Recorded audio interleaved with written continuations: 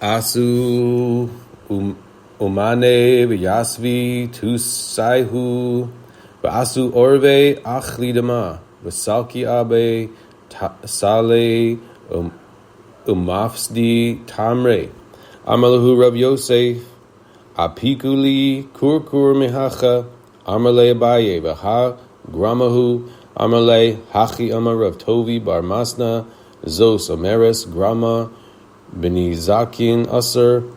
Bloodletters would come and sit beneath them and perform their work there, and crows would come, eat the blood, and fly up to the palm trees and damage the dates. Rav Yosef said to the bloodletters, remove these crowing birds from here, i.e. to leave them in order to avoid further damage. Abaye said to him, but it's an indirect action, as the bloodletters themselves are not damaging the dates. Rav Yosef said to him that Rav Tovi bar Matana said as follows, that is to say that it is prohibited to cause even indirect damage. V'ha achzek lehu, ha amar Rav Nachman amar Rabba bar Avuha, ein chazaka lenzakin v'lav itmar Allah Rav Mari amar, Bukutra Rav Zvid amar, v'beis hakise amar le hane l'didi da nina da atai ki kutra v'beis hakise damali. Abaye said to Rav Yosef, but they have established an acquired privilege to use that particular spot for their work. Rav Yosef replied, doesn't Rav Nachman say that Rabba Baravu says there is no acquired privilege in use of use in cases of damage, i.e. an established situation may not be allowed to continue in the event that damage results? Abaye inquired further, but wasn't it stated with regard to that statement of Rav Nachman that Rav Mari said it's referring specifically to smoke, and Rav Zvid said it's referring to a bathroom? In other words, this principle was stated specifically in the context of damage caused by these substances. Rav Yosef said to him, for me, as I'm sensitive, these are like smoke in a bathroom to me, which is why I have the right to demand that the bloodletters leave. Masni marchikines hashovach min ha'ir chamishim ama v'lo yaseh adam shovach b'soch shelo ela imken yesh lo chamishim ama lecho ruach. Reb Yehuda Omer beis arbas korin malo sheger hayona Vim lakacho afilu beis rova harehu bechezkaso. Mishnah says one must distance a dovecote 50 cubits from the city to prevent doves from eating seeds in the town. And a person should not establish a dovecote within his own property unless he has 50 cubits in each direction between the dovecote and the edge of the property. Rabbi Yehuda said that one must have surrounding the dovecote the area required for sowing 4 core of seeds on each side, which generally extends as far as a dove flies in a single flight.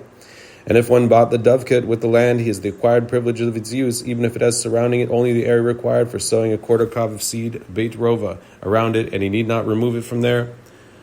Gemai chamishim ama v'sulai uminhi ein porsin nishbin leyonim ela imkein haya rachok min hayishiv shloshim ris.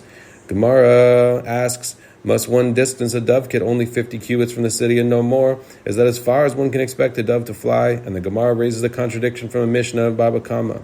One may spread out traps, neshavin, for doves only if this was performed at a distance of at least 30 ris or 4 mil, which is 8,000 cubits from any settled area, to avoid catching birds that belong to another. Apparently, doves fly a distance of 30 ris, whereas the Mishnah here states 50 cubits.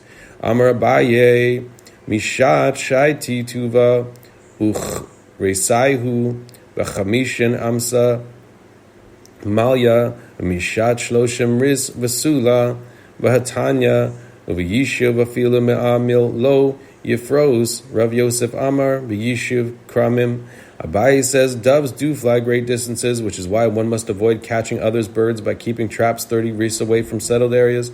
But as they eat along the way, their stomachs are filled after a distance of 50 cubits, at which point they will do no more damage to seeds. The Gemara asks, and do they fly only 30 ris and no more?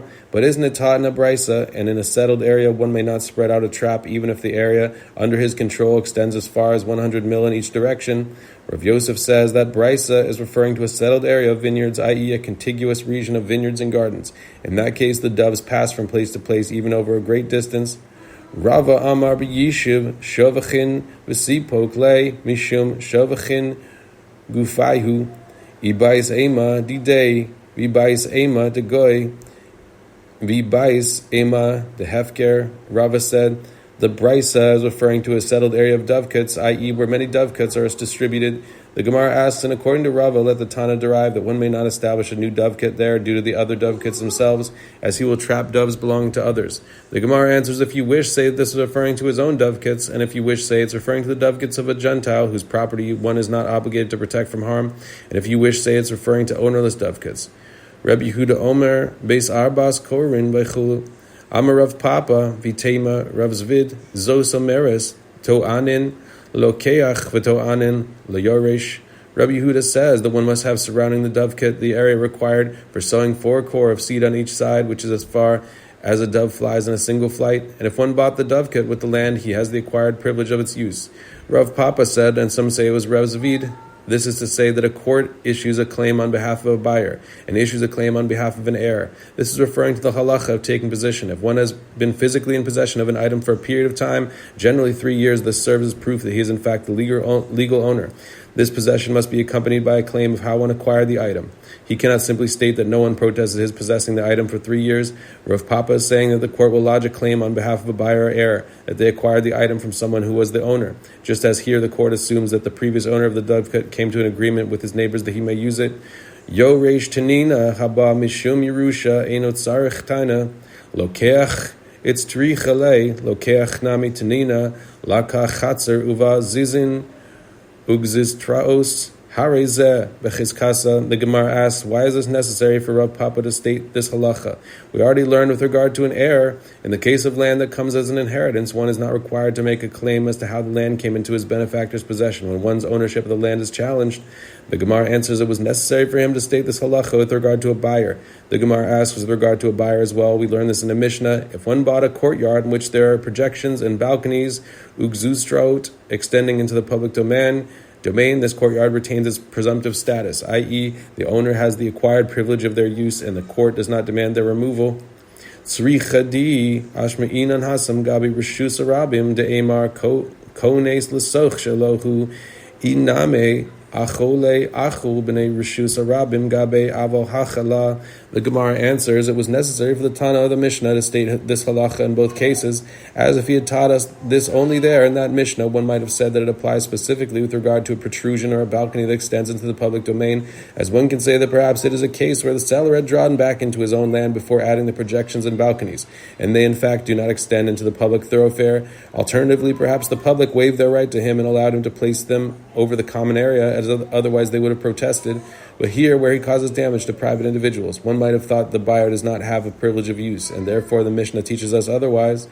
Vi ashmeinan hacha dechevan yachid hu ema payose paise inami achole achel gabe avol rabim man payesuman shavek ema la tzricha.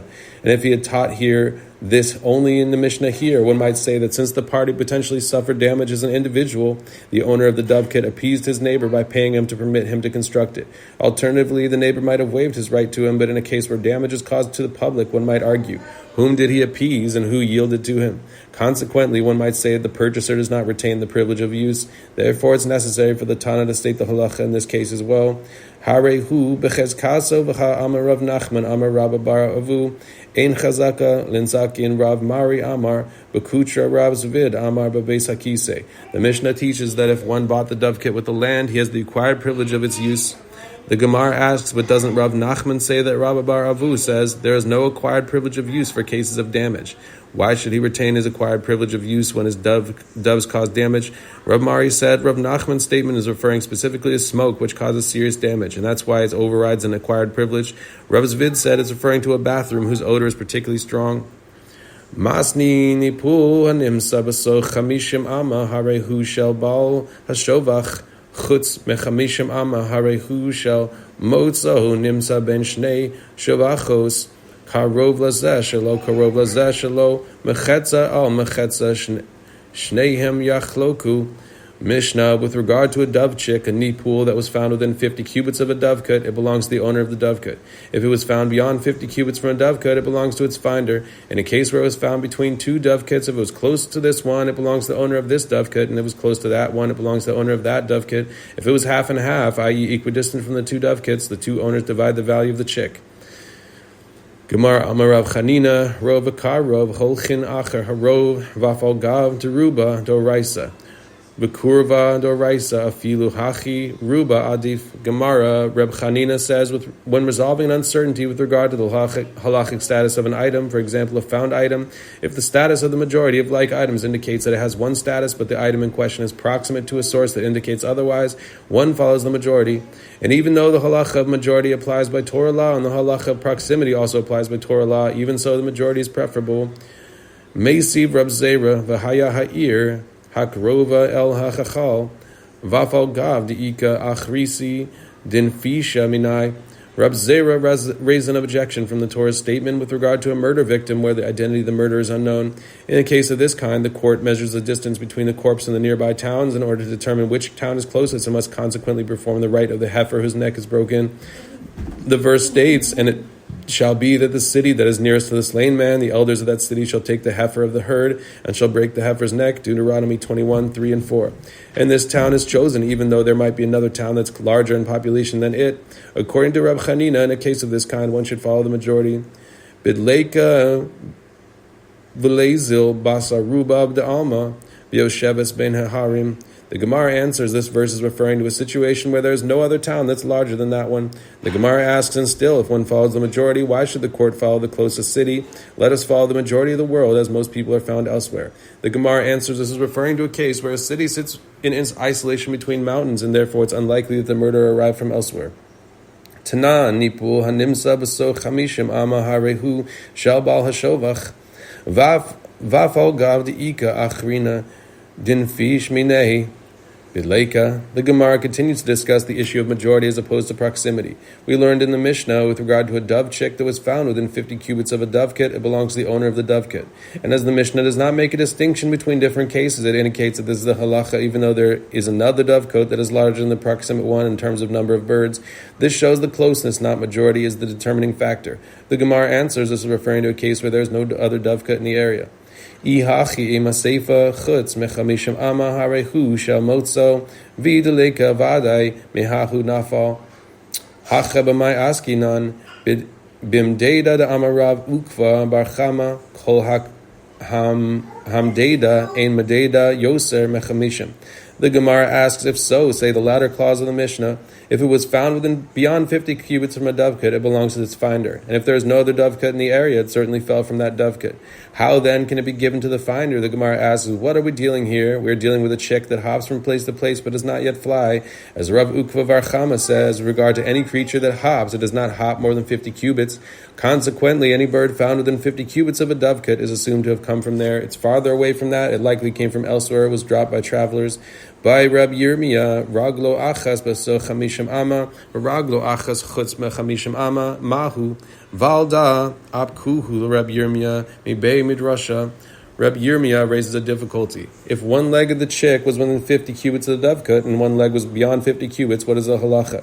The Gemara comments, and it was for his question about this far-fetched scenario that they removed Rabbi Yirmiyah from the study hall as he was apparently wasting the sage's time.